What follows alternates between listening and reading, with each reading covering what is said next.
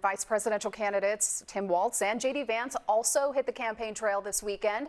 Walz made a home state visit. The Minnesota governor is making a bid to win over male voters in Midwestern battleground states. And as for Ohio Senator J.D. Vance, he hosted a town hall in Pennsylvania Saturday.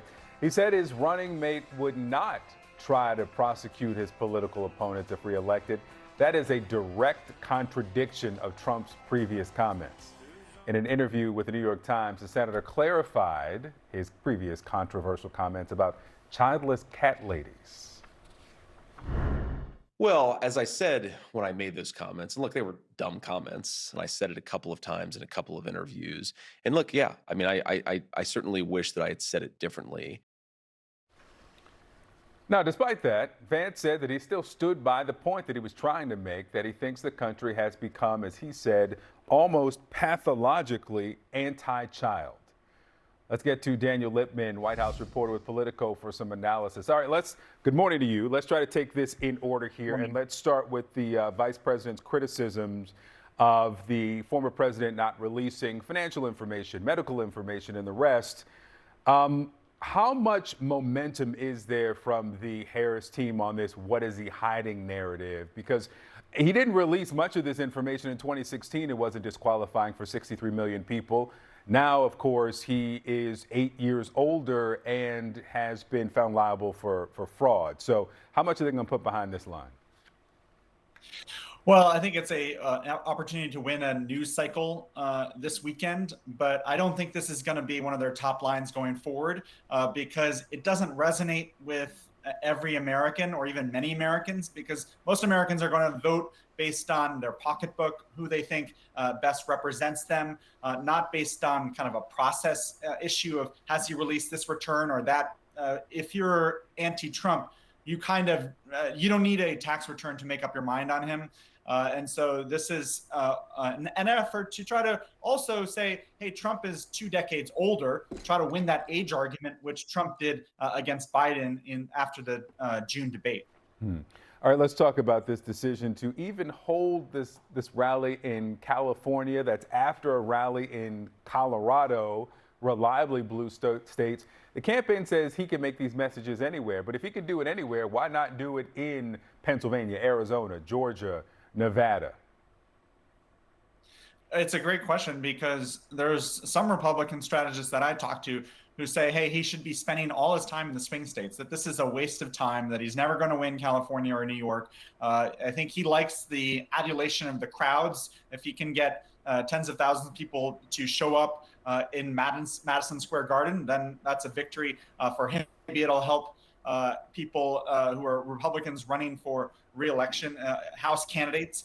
But in terms of actually winning Pennsylvania or Wisconsin or Michigan, you have to really show up there. And those polls are very close. And so every day you're off the trail is not a good day for you. And plus, he has complained about having to do lots of fundraisers because he has a big money disadvantage to Harris, who doesn't have to do many fundraisers anymore. Yeah, we played a bit of the rally from the former president. There was a moment where he was heckled, and I want to play here his reaction and his suggestion what should be the consequence for the person who heckled him.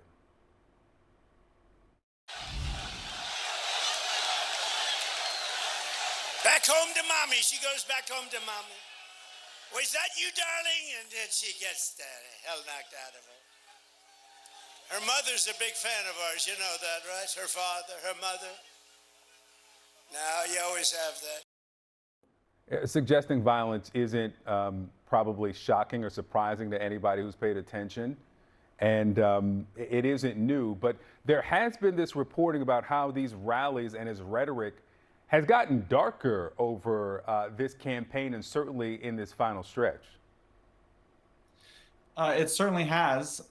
We remember those calls he made to take them out on the stretcher, basically, to advocate violence against protesters in the 2016 campaign. There weren't as many rallies in 2020 because of COVID, but I think he feels like the walls have closed in on him, that he faces potential jail time with criminal cases. He hasn't been sentenced in New York yet. If he loses this election, then there is a good chance that he will go to prison. And so this is almost a existential battle for him to not, face, not be put in a orange jumpsuit. And so he has gotten darker, and he still feels the election was stolen, despite no evidence to that, claim.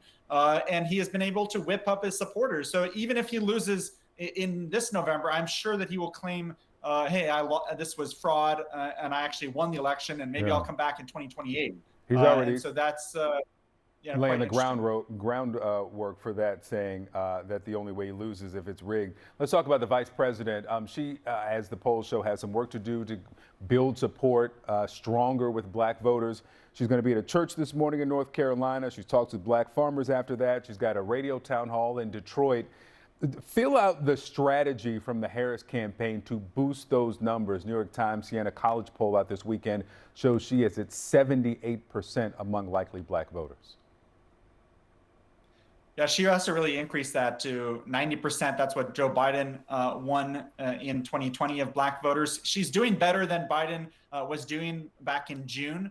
And you're seeing Barack Obama out on the campaign trail to try to urge black men especially to come out to the polls, to not worry about her gender, not to think about that, instead to kind of show up for her. But I think that this is a broader indication of a gender gap, because it's not just black men, it's Hispanic men, it's white men who are more favorable to Trump than black women, Hispanic women, particularly on abortion. That affects women more. And if you look at black men themselves and black voters, they feel, a majority of them feel that the economy is poor or not doing well. They're having trouble on average to, buy stuff at the grocery store because of the prices. And so there may be a message sent by a number of them to the establishment and to Vice President Harris and say, hey, we need to provide some accountability because of our economic lives. Daniel Lippman with Politico. Thank you.